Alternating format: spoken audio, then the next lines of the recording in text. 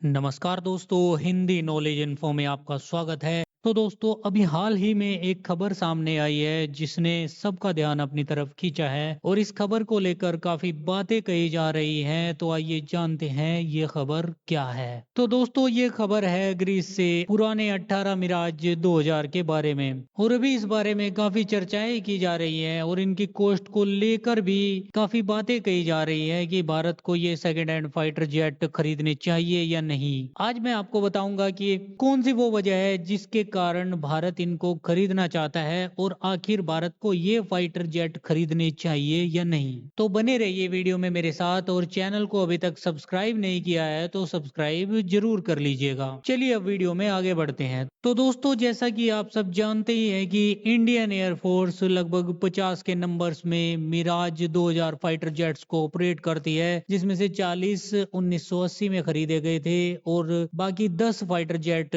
2000 में कारगिल युद्ध के बाद खरीदे गए थे। इन फाइटर जेट्स को फ्रांस की डिसोल्ट एविएशन बनाती है और 2007 में ही डिसोल्ट एविएशन ने मिराज फाइटर जेट के प्रोडक्शन को पूरी तरीके से बंद कर दिया था और लगभग उसी समय पर भारत ने MMRCA टेंडर निकाला हुआ था, जिसके अंतर्गत भारत 114 फाइटर जेट खरीदने वाला था। और इन 114 फाइटर जेट को खरीद कर भारत की योजना यह थी कि पुराने एयरक्राफ्ट को धीरे धीरे फेज वाइज डिकमीशन किया जाएगा। लेकिन MMRCA डील के लेट होने और बाद में सिर्फ 36 एयरक्राफ्ट ही खरीदे जाने से इंडियन एयरफोर्स के सामने मुश्किल खड़ी हो गई और इन पुराने फाइटर जेट को मेंटेन रखने के लिए स्पेयर पार्ट्स खरीदना एक चुनौती हो गई। और इसी क्रम में भारत ने साल 2021 में भी फ्रांस की एक प्राइवेट फर्म से 16 पुराने डीकमीशन मिराज फाइटर जेट खरीदे थे ताकि इन फाइटर जेट को स्पेयर पार्ट्स के लिए यूज किया जा सके। क्योंकि दोस्तों, विमान के कुछ ऐसे हिस्से होते हैं जिनका उपयोग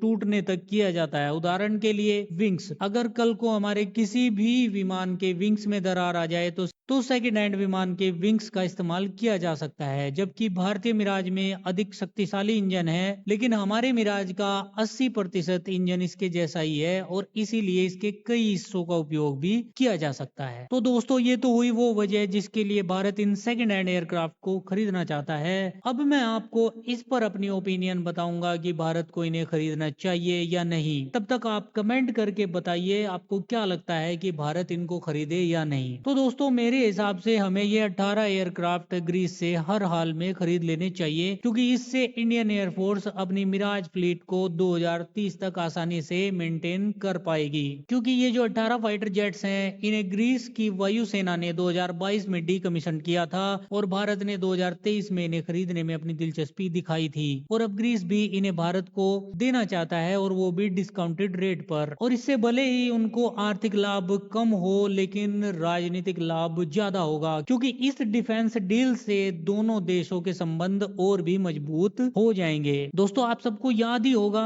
कि अगस्त 2023 में पीएम मोदी ग्रीस के दौरे पर गए थे और आपको जानकर हैरानी होगी कि 1983 के बाद से 40 सालों में ग्रीस का दौरा करने वाले वे पहले पीएम थे। और अब इसी महीने यानी फरवरी के तीसरे हफ्ते में ग्रीस के पीएम भी भारत यात्रा पर आने वाले हैं और उनकी इसी यात्रा के दौरान इस सौदे को अंतिम रूप दिया जा सकता है। और दोस्तों, यहाँ पर एक बात तो खुले तौर पर स्पष्ट है कि भारत इन 18 पुराने मिराज 2000 फाइटर जेट्स को केवल स्पेयर पार्ट्स के लिए ले रहा है, ना कि उड़ाने के लिए। क्योंकि कुछ लोग यहाँ पे ये कह रहे हैं कि Bharat second hand fighter jets को लेगा तो इससे दुनिया के अंदर क्या मैसेज जाएगा कि भारतीय वायुसेना को सेकेंड हैंड विमानों से काम चलाना पड़ रहा है। तो दोस्तों, ऐसा कुछ नहीं है। ये विमान केवल और केवल स्पेयर पार्ट्स के लिए लिए जा रहे हैं, क्योंकि मिराज 2000 के लिए नए स्पेयर पार्ट्स अवेलेबल नहीं है। Thank you so much for watching video.